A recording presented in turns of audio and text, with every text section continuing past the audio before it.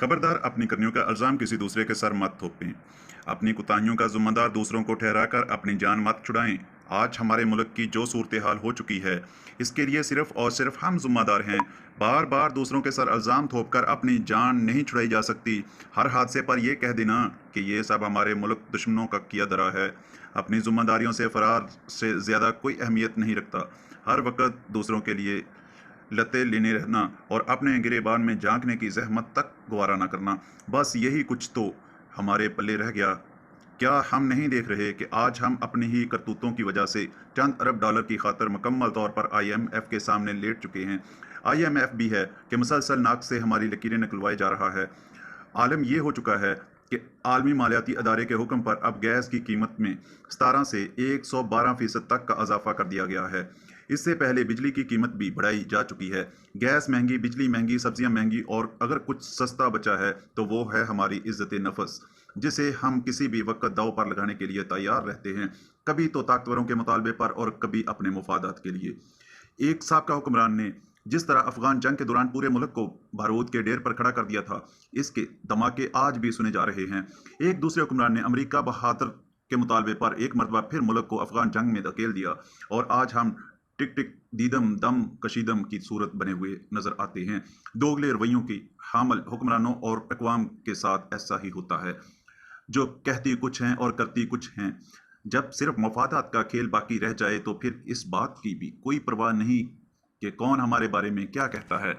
फिर तो बस इसी बात की फिक्र रह जाती है कि जेबें कैसे भरनी हैं। इस मकसद के लिए झूठ का सहारा लेना तो अब जैसे मामूल बन चुका है। सुबह से शाम तक झूठ का ऐसा कारोबार होता है कि आज सच और झूठ की तमीज़ करना मुश्किल तर हो चुका है। आज भी वही गद्दान के जाने वाले मुल्क को लूट कर खा गए हैं, और मौजूदा हुकूमत तो जाने वालों का गन साफ करने में मसरूफ़ है।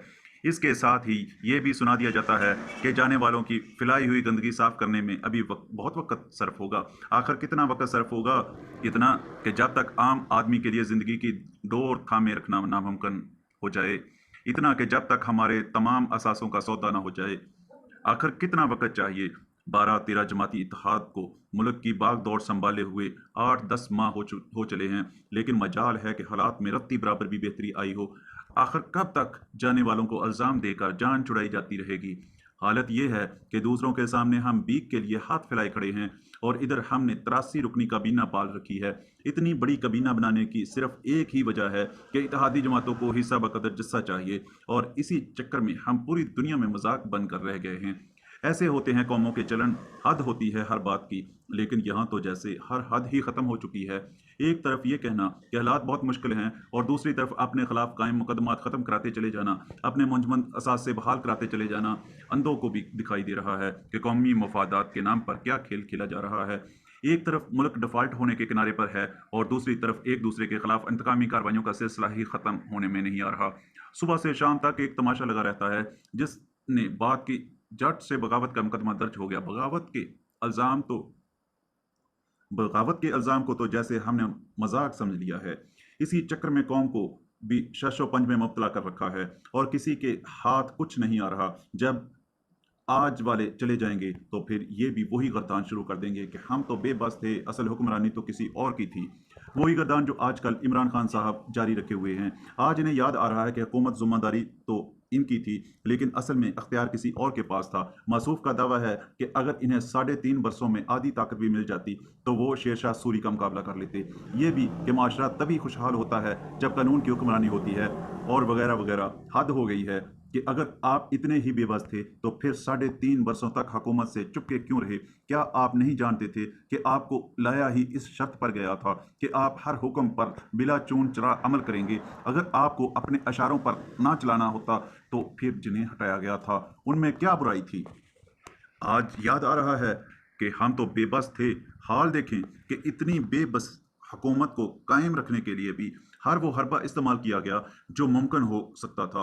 आज कोई ये पूछे कि अगर कानून की हुक्मरानी से ही माशरे खुशहाल होते हैं तो फिर आप कम अज़ कम इस हवाले से तो कुछ कर ही सकते थे। कानून की हुक्मरानी के लिए आपने कौन से इकदाम उठाए? हर शख्स चीख रहा है कि कानून की बालादस्ती को यकीनी बनाए बगैर इस मुल्क में बेहतरी नहीं आ सकती, लेकिन अमलन हुकूमतों की तरफ से इस हवाले से कोई इकदाम नहीं उठाया जा रहा। ऐसा कोई कदम उठाया भी नहीं जाएगा क्योंकि यही निज़ाम इन्हें सूट करता है। इसकी एक मिसाल IMF की तरफ से सरकारी अफसरान के असासे ज़ाहिर करने की सूरत में भी सामने आई है। आप खुद ही जायज़ा ले लीजिएगा कि किन किन शोबों को इस शर्त से मुबरा करार दिया गया है। ये है कानून की बालादस्ती की बातें और अमली सूरत हाल। यहाँ तो हम अपने सियासी मफादात के लिए मजहब का भी बेदरीग इस्तेमाल करने से बाज नहीं रहते। कौन नहीं जानता कि हमारे मुल्क में गैर जमहूरी हुक्मरानों ने जिस तरह अपने मफादात के लिए शिद्दत पसंदी को फ़रोग दिया, इसके मुज़ाहर गाहे गाहे नजर आते हैं। आज अगर हमारा मुल्क पूरी दुनिया में तशद्दुद पसंदाना तशख़्ख़ुस का हामिल गर्दाना जाता है तो इसके लिए सिर्फ और सिर्फ हम खुद ज़िम्मेदार हैं। आज हमें अपनी ही बोई हुई फसल काटनी पड़ रही है तो फंदे के लिए गर्दनें तलाश करते फिर रहे हैं। इसकी ताज़ा तरीन मिसाल पंजाब के शहर ननकाना साहब के एक कस्बे में देखने में आई है, जहाँ एक और नौजवान को मुक़द्दस उरा की तौहीन के इल्ज़ाम में हवालात से निकाल कर पहले सड़कों पर घसीटा गया, फिर उसे कत्ल कर दिया गया। चंद रोज़ कबल पुलिस को इत्तला मिली कि एक शख्स पर मुक़द्दस उरा की तौहीन का इल्ज़ाम है। पुलिस ने मौका पर पहुंचकर मुलज़म को गिरफ्तार करने के बाद हवालात में मुंतकिल कर दिया। इसके बाद वही कुछ हुआ जो कुछ ऐसे केसेस के दौरान बेशतर औकात होता आया है। ये बात फैलने के बाद एक मुश्तिल हजूम ने थाने का घेराव करके मुलज़म को हवाला से निकालकर शदीद तशद्दुद का निशाना बनाया और फिर उसे कत्ल कर दिया। ये इन्हीं वाक़यात का तसलसल भी करार दिया जा सकता है जो गुज़श्ता सियालकोट में जनवरी के दौरान श्रीलंकन बाशिंदे और फिर इसी साल फरवरी में ज़िला खानेवाल में पेश आए थे। क्या किया जाए कि अब सोच ये हो चुकी है कि बस अपने मफादात पूरे होने चाहिए। इसके लिए चाहे अवाम के पेट पर पत्थर बंधवाना पड़े या और उन्हें मरवाना पड़े, कोई मुज़ायका नहीं। जब नौबत यहाँ तक पहुँच जाए तो फिर कौमों का वही हाल होता है जो आज हमारा हो चुका है। पाकिस्तान बनाने वालों ने तो कभी ख्वाब में भी नहीं सोचा होगा कि इनकी तख्लीक के साथ ये सलूक रवा रखा जाएगा। सो आज अगर हम अपना ही बोया हुआ काट रहे हैं तो फिर इसमें गिले शिकवे कैसे। दोस्तों, अगर आपको ये कॉलम पसंद आया हो तो इसको लाइक और सब्सक्राइब